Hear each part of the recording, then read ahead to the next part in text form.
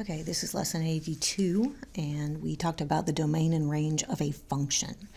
All right, remember that a function is just a process or a relation or a mapping which associates each element x of a set called the domain of the function to a single element y of another set called the range. All right, so a function, remember, we can write it lots of different ways. We can talk about it in lots of different ways, but one way we can talk about it is as an equation. It's kind of like a rule that tells you what to do with any number x. All right, this function f of x, tells you if you have a number x, what you're going to do to it is square it, x squared, and then you're going to add 5 to it. So this is what this particular function does. It's like a machine that you put numbers into it, and this is what it does to the numbers. All right, it squares that number, and then it adds 5 to it.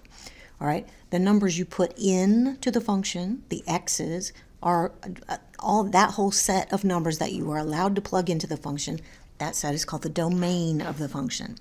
The domain is the x's. The numbers you get out of the function, the y's or the f of x numbers, that is your range. That set of numbers that you can get out of the function is the range. So the x's are the domain, the y's or the f of x's, same thing, are the range. All right, we refer to x as the independent variable. Remember, we said that because x is the number you just pick out of the air. You just pick an x. And then y, or the f of x, is called the dependent variable because it depends on x. So all right, so we have this function. When we apply this function to a number, it will square the number and then add 5 to it. I just said that. That's what this function does.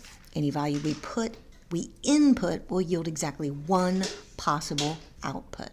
All right, and that's the main issue when you're dealing with a function, an actual function. All right, there are lots of different kinds of equations, but the only kind that is actually a function is the kind of equation where for anything you put into it, so any x you would put into the function should give you only one possible output. So every x has to be matched to exactly one y.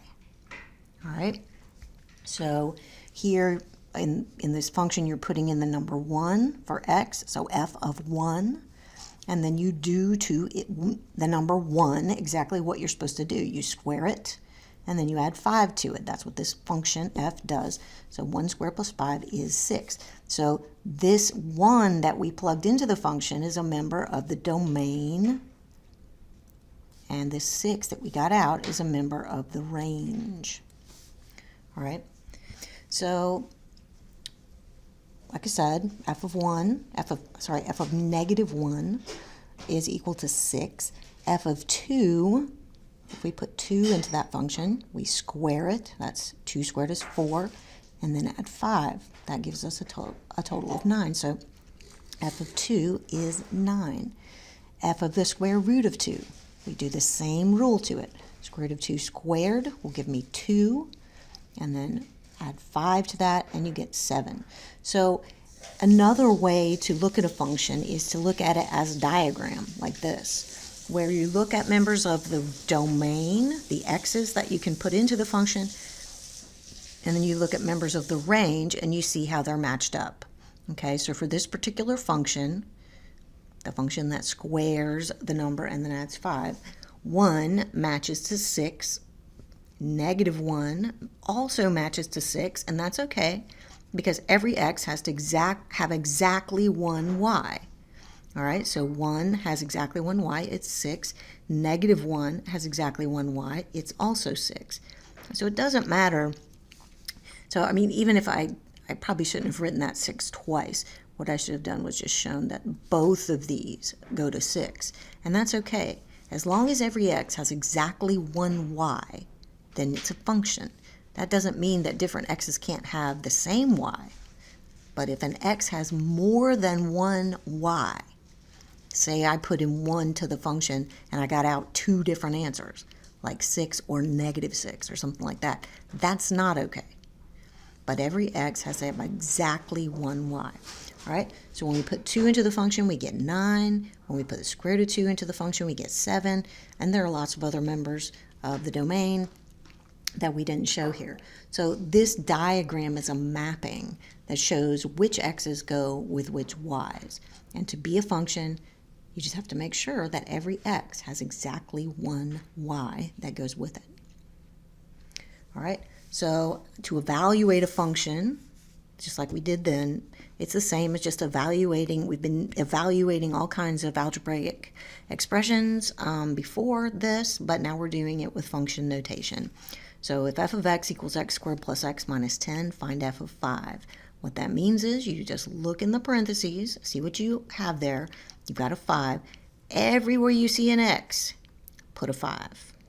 All right, so f of 5 is equal to x squared, so 5 squared, plus x, so plus 5, minus 10. So that's 25 plus 5 is 30, minus 10 is 20. So f of 5 is equal to 20. Over here, you've got h of x equals x squared plus x plus 1, and you're supposed to find h of a squared.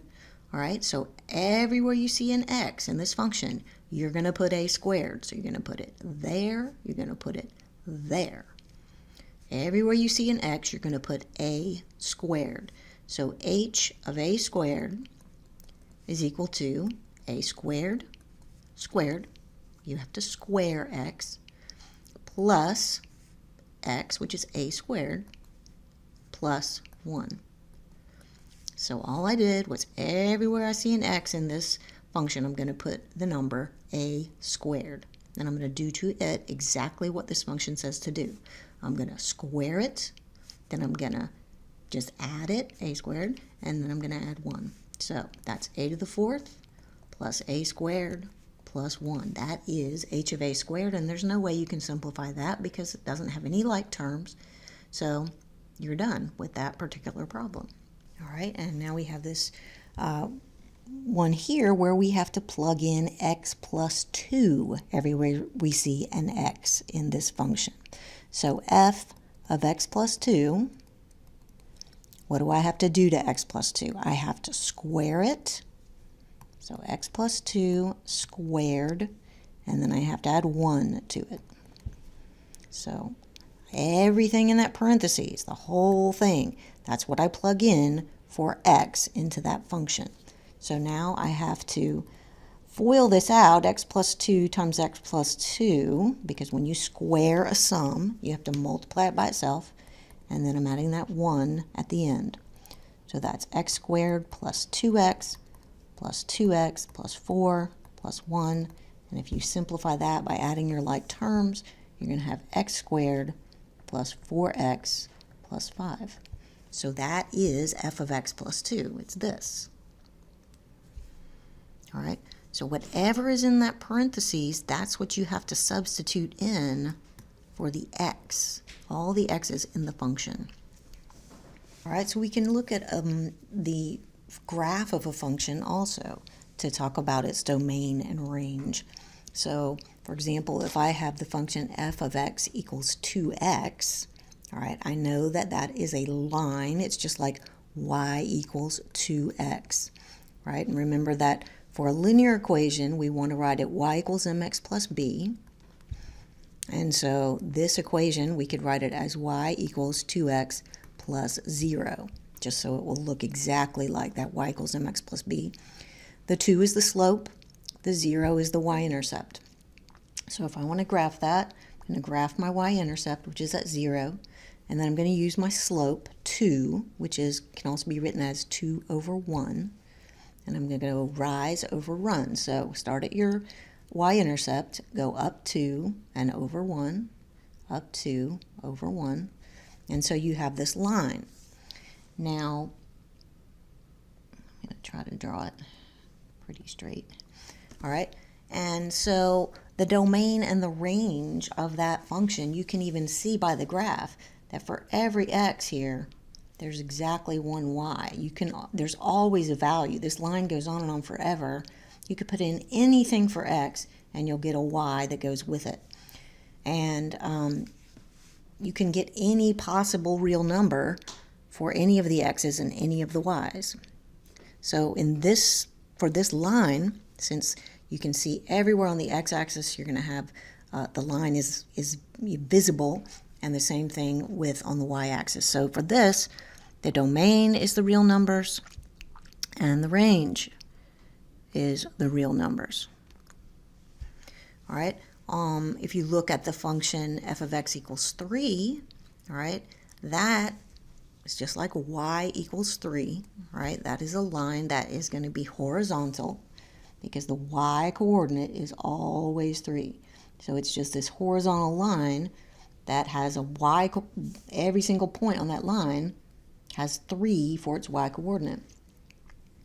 All right, so the domain for that line is all the real numbers. You can have any x, right? X can be 1, 2, 3, 4. I mean, here's 1, 3, 2, 3, 3, 3, 4, 3. All those points are on that line. So x can be anything. The domain is the real numbers, but the range is just y equals 3, because that's all y ever is on that line. No matter what x you look at, y is always 3. So 5, 3 is a point right there. -4, 3 is a point right there. So every point on that line has a y coordinate of 3. So the only possible values that go with all the different possible values in the domain are just y equals 3. It's always 3. All right, so for this next function, we don't even see the equation for it. All we get is the graph. So we have this V-shaped graph, and the question is, what is the domain for this graph? So what are the x values that are exist on this graph? So if you look at all the little points on this V-shaped graph, think about all the possible x's that there are. All right, so if you look on your x-axis, there are only x values between -2 and +3. Those are the only points, the only x coordinates for the points on this V. If you go over here to like 5, there's no point that goes with 5. There's no y coordinate that goes with 5. If you look over here at -3, there's no y coordinate that goes with -3. There's no point on the graph where you have an x of -3. So the domain, we would write it like this. We would put a curly bracket. We would say x is a real number. So x is an element of the reals such that x is between -2 and 3. But we don't want to include -2 because we have an open circle right there, which means that x can't be -2. So -2 is less than x, and x is less than or equal to 3. So that would be the domain of that function. Those are the x values. The range of the function is going to be what y values are possible. All right, so y is a real number such that, let's look at it. Let's look at the y-axis now. Let me grab the eraser here and just erase all that.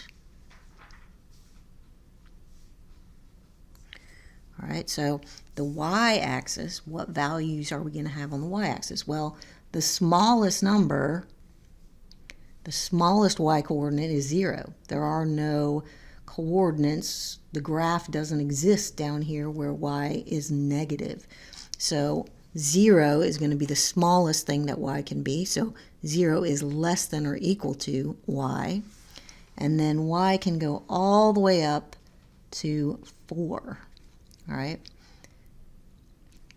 So here's the top possible y value. So y can be anything from 0 up to 4. So 0 is less than or equal to y, which is less than or equal to 4. So you can just look at the graph and tell what the possible x values are and what the possible y values are. So the domain of a function may be determined by the limitations on its equation. So sometimes just looking at the equation will tell you what possible things you're allowed to put into that function and what things you're not allowed to put into that function for x. All right. So there are only really two important limitations you need to be concerned about when you look at a function like this, for example. You have to make sure that whatever x you put in will not cause you to divide by 0 somehow. And you also need to make sure that whatever x's you put into that function won't make you have a negative number under a square root. You can't take the square root of a negative number when you're dealing with the real numbers. All right? So if you look at this function here, f of x equals the square root of 5 minus x, you can see that you've got stuff under a square root here. So you're going to be dealing with rule 2 here. Whatever is under that square root sign cannot be negative. All right? So when you look at this function and you think about the domain, you think about what can I put into that function for x. There's a limitation on it. You're not allowed to put in anything for x that would make that 5 minus x a negative number. Okay? You don't want to take the square root of a negative number. You can't do that. All right? So what you would have to say for this function is you would have to first of all check and figure out which numbers would give you a negative value under that radical. So 5 minus x has to be greater than or equal to 0. It cannot be negative, so it has to be greater than or equal to 0. And then you could add x on both sides. So 5 is greater than or equal to x. And another way to write that would be x is less than or equal to 5. Okay, so you can see now that is the limitation on your domain. You can't put in anything, any number that is greater than 5. You have to put in only numbers that are less than or equal to 5. So the domain of this function, domain, is all x's in the real numbers such that x is less than or equal to 5. That would be the domain. All you had to do to figure that out was to look under that radical sign, look at what there is there, that 5 minus x, and say that can't be negative. Can't take the square root of a negative number. So 5 minus x has to be greater than or equal to 0. All right, so that equation gave you that information. You didn't need to see the graph. You didn't need to see any coordinate pairs. All you need to know is rule 2 here has to always be followed.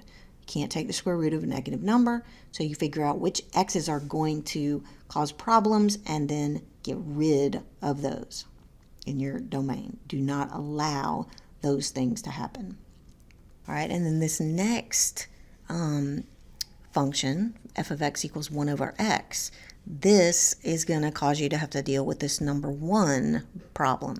Never divide by 0. So for this function, you can never put in 0 for x because then you would get 1 over x, which is 1 divided by x. So x, the domain can be anything. Any x can go into this function, but not 0. So if you wanted to talk about the domain of this function, you would say the domain is the set of all x's that are real numbers such that x does not equal 0. Anything else can go in for x. So the domain is just all x's such that x is not 0. Okay? So when you look at the equation of a function to figure out what the domain is, you will look for these two problems. If you're never dividing by x and you never have x under a square root sign, then the domain for that function is going to be all the real numbers, as long as they don't tell you it's something different.